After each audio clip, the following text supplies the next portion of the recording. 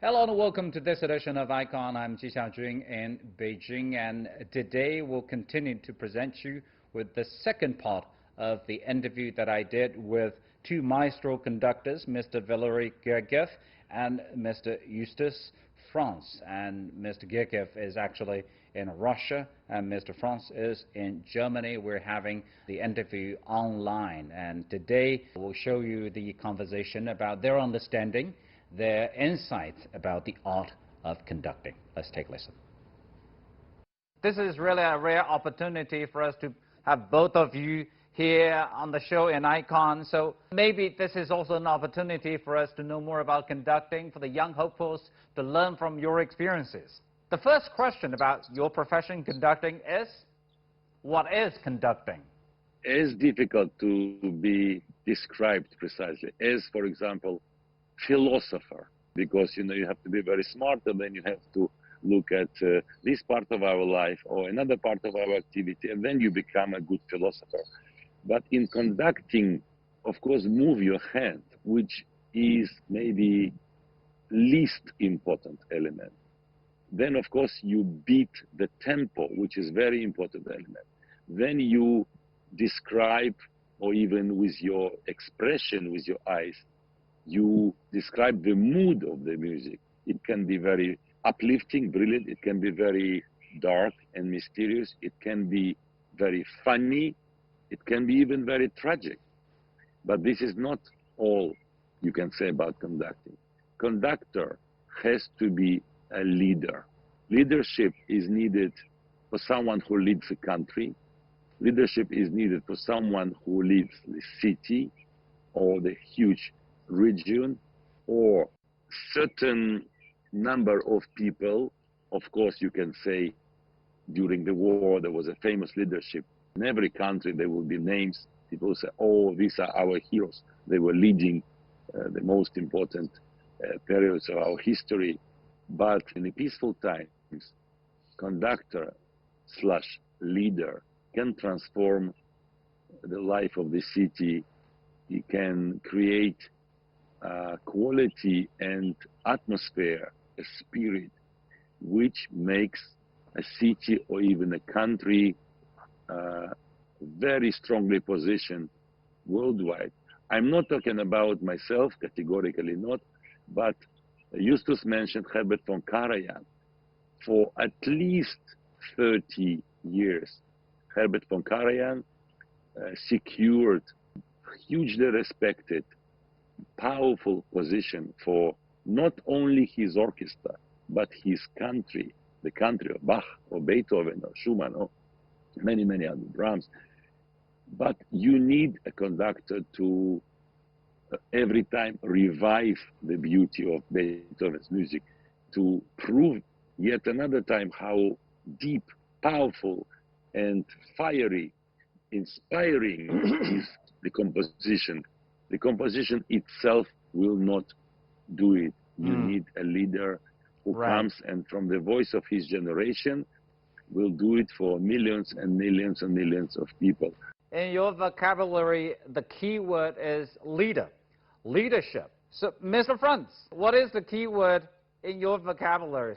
Valery has given a very wonderful and deep explanation. I myself, I find there's another word.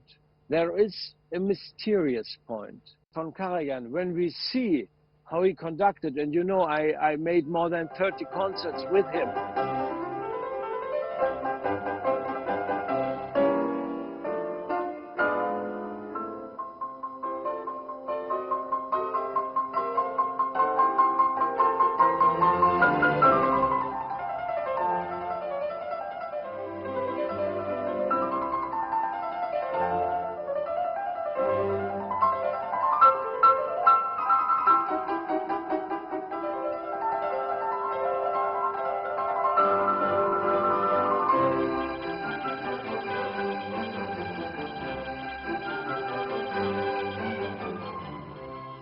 It was not very clear.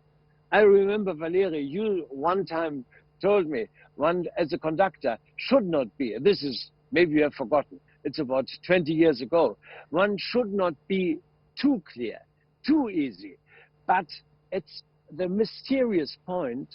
Nobody can explain, actually, what Karajan was, made him so unique. But when he came, the sound of those orchestras were completely changed. Actually, what really was, what gave this volume and what gave this depth to the strings and to all these others, I can't say. When I hear Valery conducting, there is a mystery. There is something, probably, I don't want to say it, but I have to say, maybe Valery, you don't know what it is, but it is there.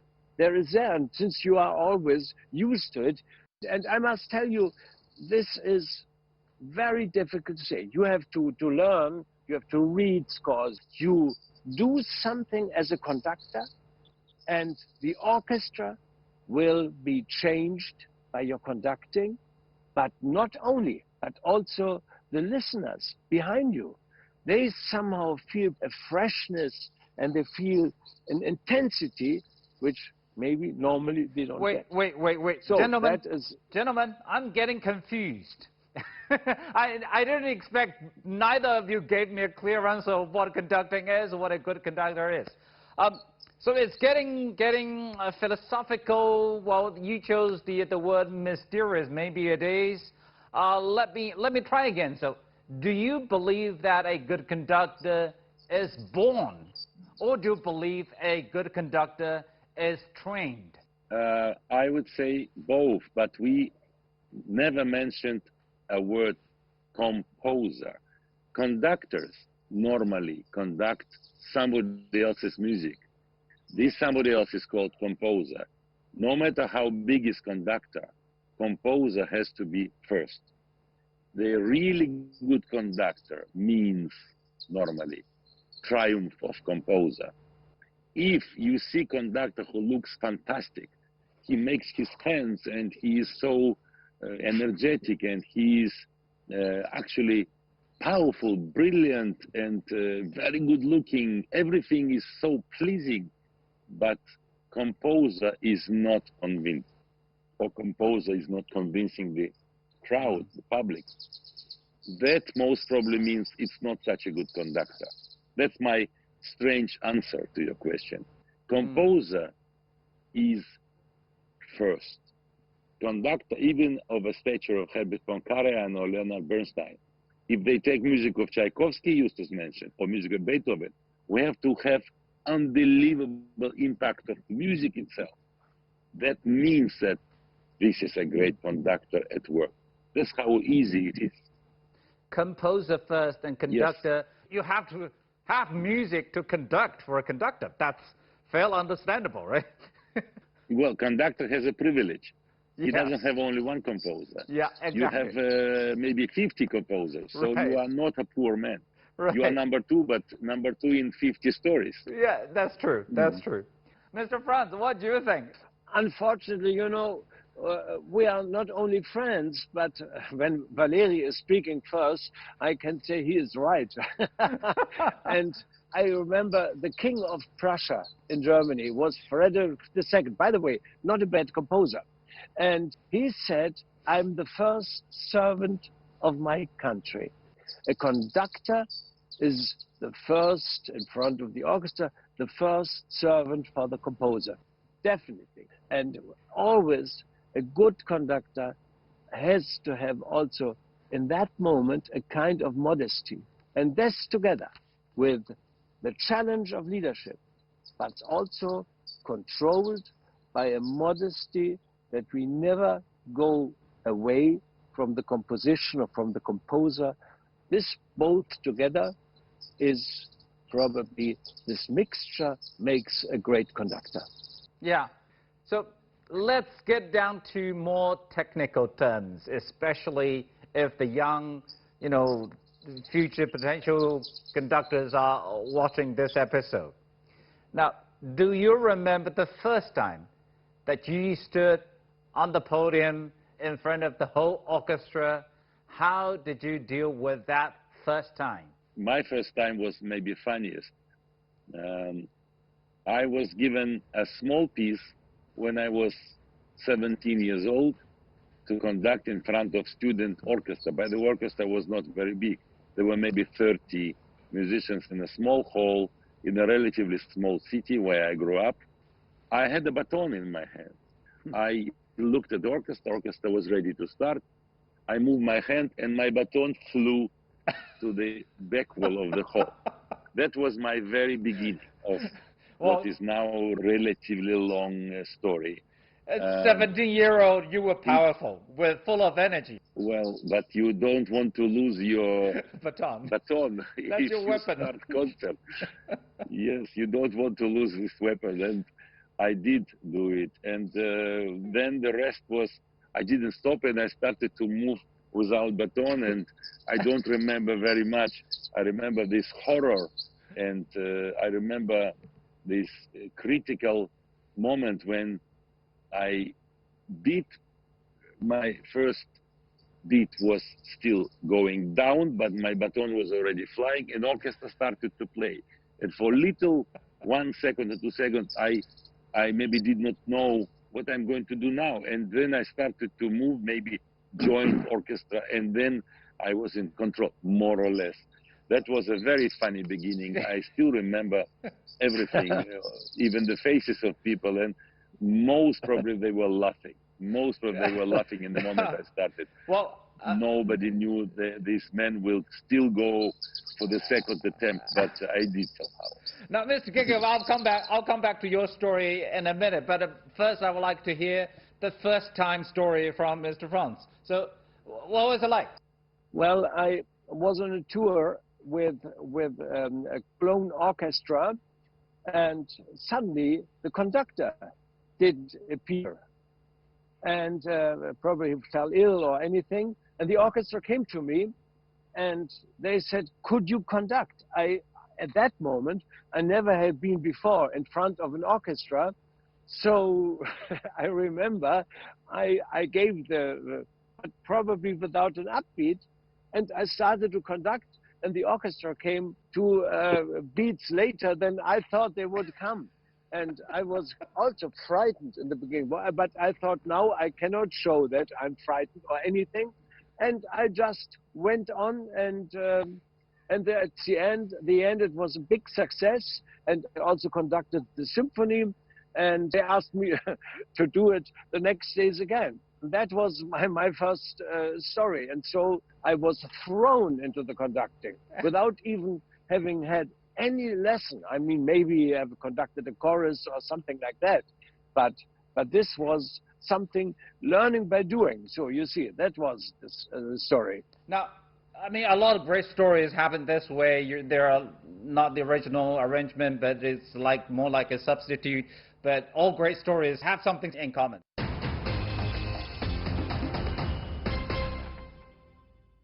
The real question for me is, as a young conductor, both of you were like 17, 18 years old, a young conductor standing in front of these experienced, well-established musicians and orchestras.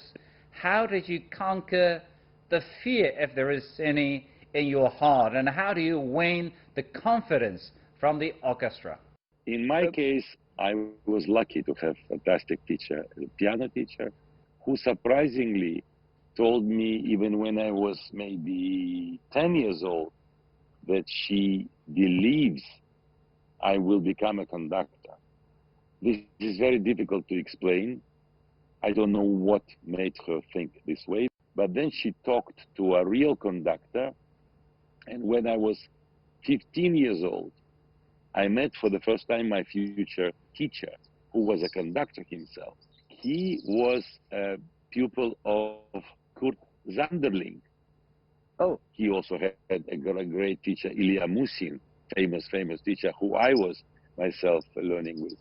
But Kurt Sanderling gave him a very special knowledge of German repertoire.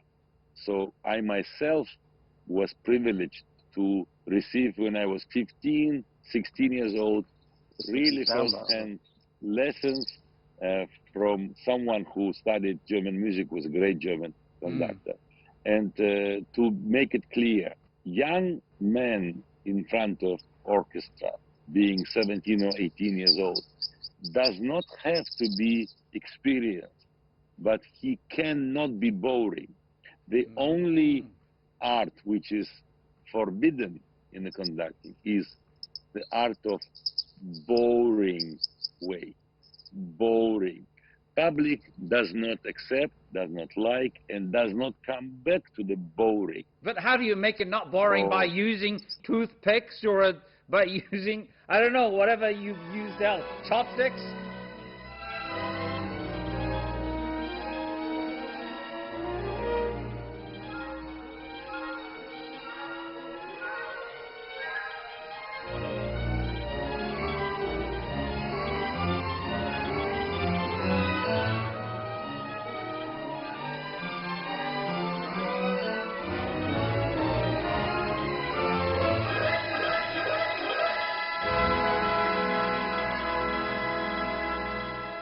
Yes, you can take chopsticks, you can take a flower, you can take a spoon, you can take a little knife, and just to make it a little more anecdotal, it means nothing what you have in your hand. It means everything what you have in your heart, what you have in your soul.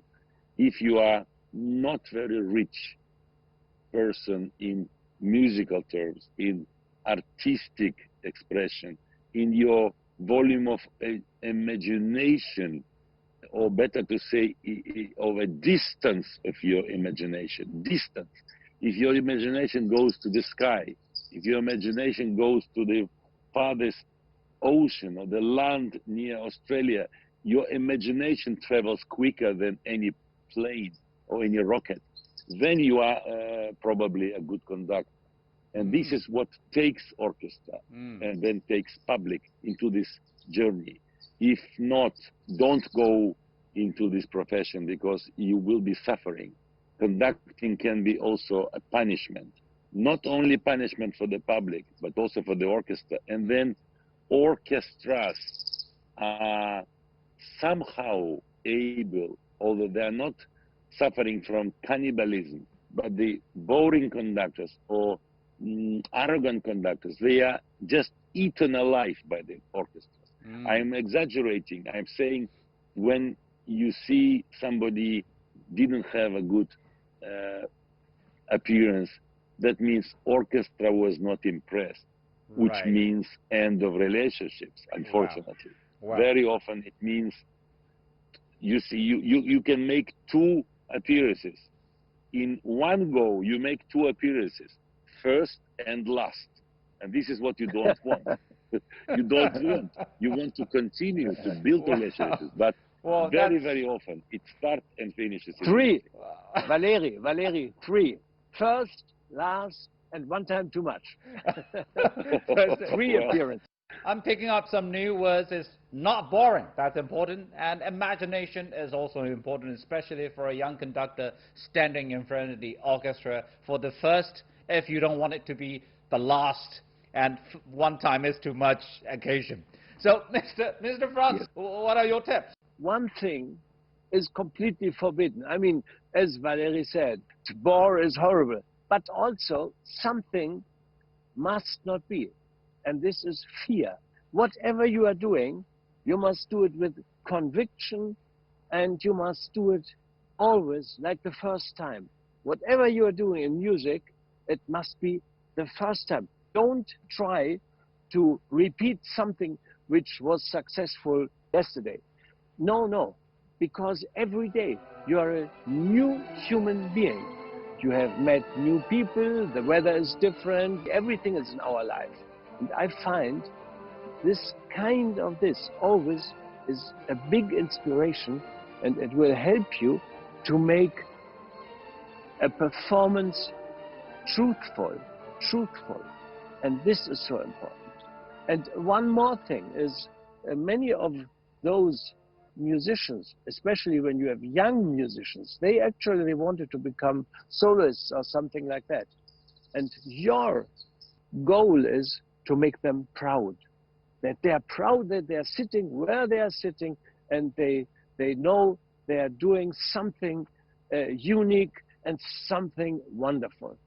Wow. To be a conductor, you're not only a leader, sometimes you also need to be a psychologist to understand the orchestra, to make them feel good. It's not definitely to make an easy life. This is Right. not what meant. But when you working, I also remember Valery working practically until the beginning of the concert when he was in Schleswig-Holstein. It was very difficult for the musicians.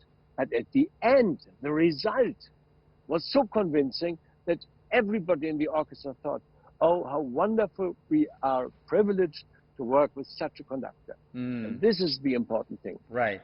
Here is one more thing on behalf of young hopeful conductors. Both of you started when you were 17, 18 years old. What made you come all the way to where you are today? Mr. Gergiev. One of them is concentration. You cannot do everything everywhere.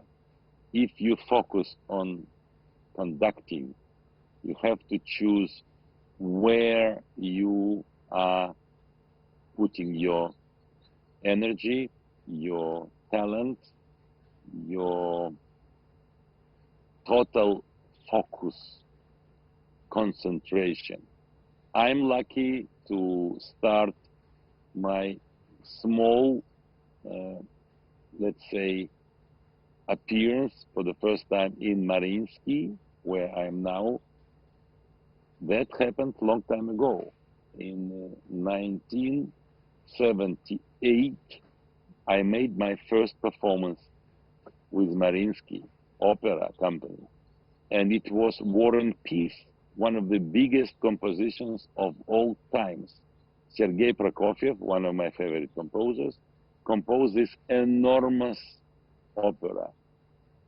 I have to tell you, I did not understand very much what is conducting, what is concentration, what is inspiration, but I knew the opera very well. I played piano myself. To learn this opera, I was well prepared, and then when I had a chance to stand in front of orchestra, chorus, many singers, then this chance I had to develop into a what we call 3 times in one go. No, in my case, it went into thousands of performances with the same group. 42 years I conduct the same institution. Why? Because everything I was doing, even what I was doing wrong, I was doing with a whole heart, and I tried to understand composer. I tried to understand what the institution can do. You learn how powerful is the orchestra and chorus and how fantastic are the voices. You start to love opera. Then you start to love ballet world. I learned a lot about ballet when I conducted first ballet in my life, which was Romeo and Juliet Prokofiev. Right. Again, Prokofiev. I was lucky to start to make debut with phenomenal compositions. And I was so devoted to the composer, I think. I was totally devoted that the orchestra and chorus noticed, and then ballet company, and then of course singers, even very famous singers, they noticed that this young man is serious about it. He really wants to devote himself to composer. If you don't want to respect composer, you will not win respect of orchestra. No way. No way. And that helped. So concentration and focus is first. Second, you have to be modest. I agree with Justus. You cannot be arrogant in front of other musicians, even in front of composer. Yes, we know Beethoven was living 200 years ago. If you behave like a big boss, a lion, and there's a little composition which you have to go through, orchestra and public will feel it, and they will not trust you. So to win the trust of colleagues, you have to be not only smart, not only a born leader, you still have to be modest because you are serving composer. As Justus says, I am a first servant of a country, says the king. Conductor has to tell himself every morning, what I'm going to conduct tonight. Oh, Debussy, I will be his first servant. Right. Then you will have success. Concentration and be modesty. Mr. Frantz, what are your secrets? You know, some of the secrets Valery has very well described, and I cannot add so many different things. What I find is very important, as I said at the beginning, is the truth, that you are doing something, asking other people what you yourself feel and understand into the depth of your soul. And then when you only can ask other people to do something when you are yourself, you are not completely convinced. And this conviction is what brings the power somehow. You are in the same moment, believing the same, feeling the same, hoping the same. And what I said, there's a little mystery, and you don't know at the end what it was, but there can be very special moments, wonderful moments. And so our profession, I'm sure Valery agrees, is something unique and the highest. I mean, everybody can have wonderful cars or a lot of money or whatever. But what we are feeling and the luck we are having by being so inside in music is something nobody can pay. And this is the real happiness for myself, and I'm sure also for Valery, we can experience in our life. Well, it's, you say it's a mystery, but it's never a mystery. I believe it's always about hard work. It's all about the attitude. And this is indeed like an online masterclass. So once again, I would like to express my sincere thanks to both of you, maestros. Thank you very much for your time, for sharing your insights, sharing your stories with us. I believe this would be a very valuable lesson for any young hopefuls who are now watching this episode. And once again, thank you, and keep well, and all the best wishes. And let's hope that we'll talk again in person in Beijing next time when you're here. Sure. All right. Thank you. Okay. Thank you so much. Thank you, gentlemen. Thank you also. Thank you so much. Thank you. Thank you. All the best.